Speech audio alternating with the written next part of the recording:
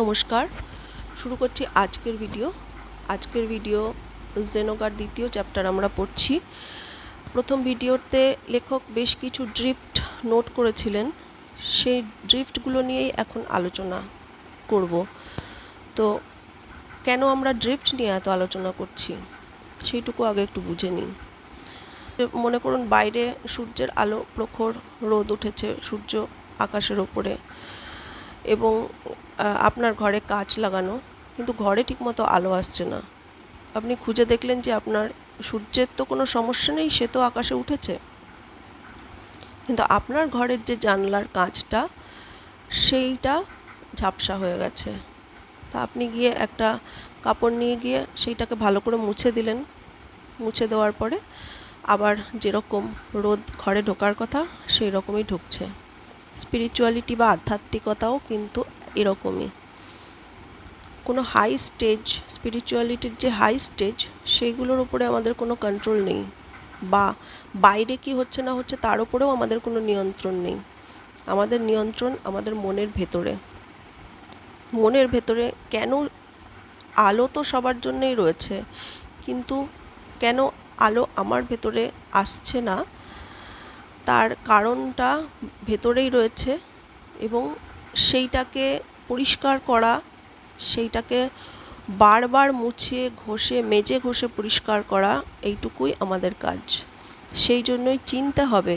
আসলে আমরা বুঝতেই পারি না, চিনতেই পারি না যে ভেতরে কি আছে, ভেতরে কী রকম বাসনারা রয়েছে, সেই বাসনারা কী রকম আমার মানসিক সংবিধান তৈরি করেছে, এইটাকেই চিনতে হবে। এইটুকুই আমাদের কাজ। তাহলে আজকে 3 নম্বর ড্রিফট নিয়ে আলোচনা শুরু করি।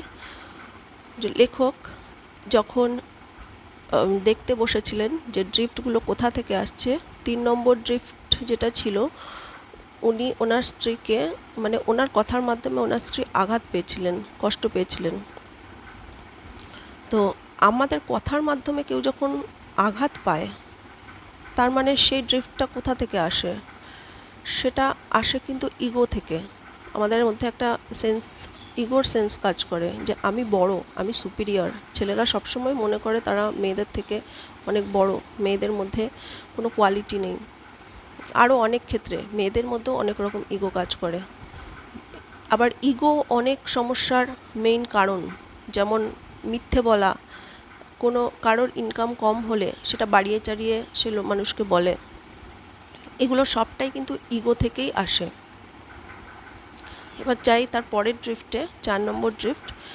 লেখক কল্পনা করেছেন যে তার বিভিন্ন হিল স্টেশনে একটা বড় বড় বাড়ি আছে, সেখানে অনেক চাকর বাকর রয়েছে।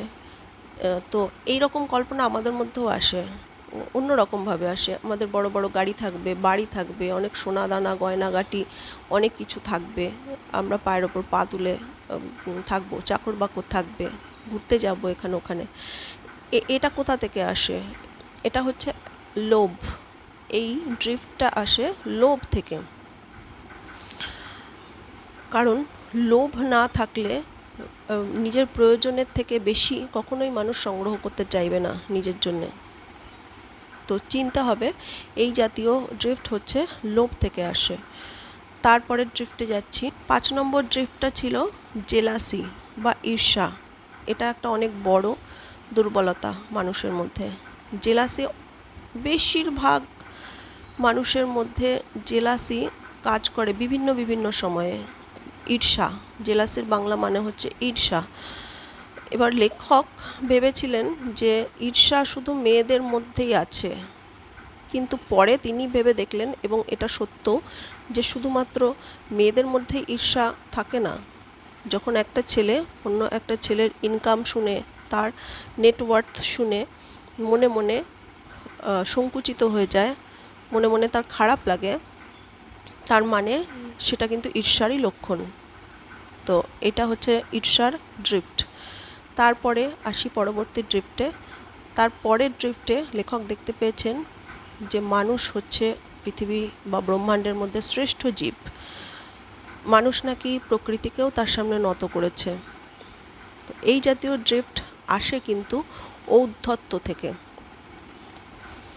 ঔদ্ধত্য বিভিন্ন মানুষের মধ্যে বিভিন্ন রকমের থাকে, কারোর একটু কম, কারোর একটু বেশি। কি করে চিনবেন যে আপনার মধ্যে ঔদ্ধত্য আছে কি না? যদি কারোর কাছে আপনার নিজের সম্পর্কে প্রশংসা শোনেন, আপনার মনের মধ্যে কীরকম ভাব হয়? নিশ্চয়ই ভালো লাগে। তার মানে আপনার মধ্যে ঔদ্ধত্য আছে, এই বলে দেয় যে আপনার মধ্যে ঔদ্ধত্য আছে। কারণ প্রশংসা শুনে যদি মন ভালো লাগায় ভরে না ওঠে, তাহলে অপমান শুনলে কিন্তু মন তাতে ভেঙে পড়বে না। একটা গল্প আছে এখানে বলি। ভগবান বুদ্ধ এক গ্রামের মধ্যে দিয়ে যাচ্ছিলেন, তো যে সেখানে সব মানুষ তাকে ঘিরে ধরে তার নামে জয়ধ্বনি দিচ্ছেন, তাকে বলছে যে তিনি কত মহান ব্যক্তি, সবাই ভালো ভালো কথা বলছেন। তো তার সাথে তার শিষ্যরাও ছিল, তার শিষ্যরা সেটা শুনে খুব আনন্দিত হচ্ছেন যে সবাই তার গুরুর প্রশংসা করছে। কিন্তু গুরুর মনের মধ্যে কিন্তু কোনো অভিব্যক্তি ছিল না, কোনো রকম ডিফারেন্স ছিল না। তিনি ধীর পায়ে সেখান থেকে হেঁটে পার হয়ে গেলেন পরের গ্রামে যখন গেলেন, সেখানে কিন্তু কেউ তার প্রশংসা করতে এগিয়ে এলো না, বরং সবাই জড়ো হয়ে এক জায়গায় তার নামে নিন্দা করতে লাগলো। কারণ তাদের অনেক বাড়ির ছেলেরা বুদ্ধের যে টিচিং আছে তাতে অনুপ্রাণিত হয়ে সেখানে চলে গেছে, তার কাছে দীক্ষা নিতে চলে গেছে। তো সবাই এইটা নিয়ে তাকে খুব অপমানিত করতে লাগলেন। তো এটা শুনে তার শিষ্যরা, যেহেতু তার গুরুর অপমান হচ্ছে, ক্রোধে ভেতরে ফুঁসতে লাগলো যে গুরুকে এখানে অবমাননা করা হচ্ছে। কিন্তু এইখানেও ভগবান বুদ্ধের মুখের মধ্যে, মনের মধ্যে কিন্তু কোনো রকম কোনো দাগ কাটতে পারলো না। তিনি সেখান থেকেও ধীরগতিতে, শান্ত হয়ে ধীরগতিতে সেখান থেকে হেঁটে বেরিয়ে গেলেন।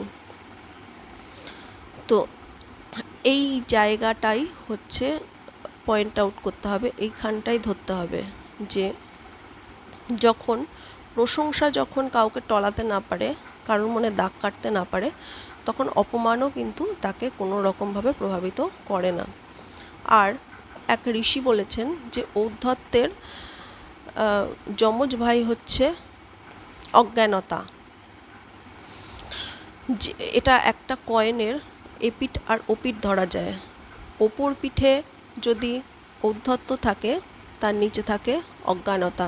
যখনই কোনো মানুষ দেখবেন চূড়ান্ত ঔদ্ধত্যের শিকার, বড় বড় পলিটিশিয়ানদের দেখবেন তারা অনেক বড় বাড়িয়ে চাড়িয়ে কথাবার্তা বলেন। এই ঔদ্ধত্য বা কখনো কোনো মানুষ যদি ছোট থেকে, গরিব থেকে হঠাৎ করে পয়সাওয়ালা হয়ে যায়, ধনী হয়ে যায়, তখন তার মধ্যে ঔদ্ধত্য প্রকাশ পায়, বিভিন্ন ডিগ্রিতে ঔদ্ধত্য প্রকাশ পায়, অন্যদের ছোট করতে থাকে। বিদ্যা, কখনো কোনো মানুষ তার স্টাডি, পড়াশুনো নিয়ে অহংকার প্রকাশ করে, ঔদ্ধত্য প্রকাশ করে। অর্থাৎ বিদ্যা বা জ্ঞান তাকে বিনম্রতা দেয় না।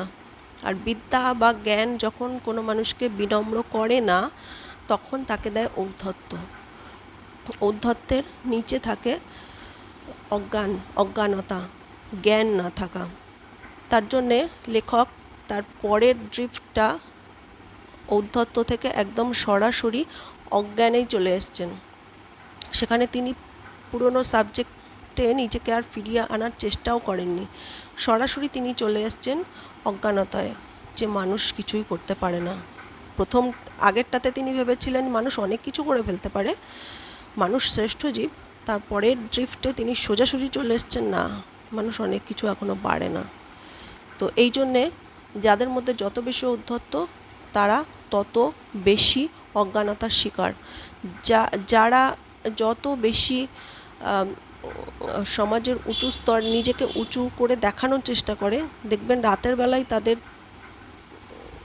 2 গ্লাস পেটে না পড়লে তাদের ঘুম আসে না, এটা ডিপ্রেশনের শিকার। তো আপনার মধ্যে ঠিক কী আছে সেগুলোকে চিনতে হবে। বাকি ড্রিফটগুলো নিয়ে পরের দিন আলোচনা করব। আজকে এইটুকুই। নমস্কার।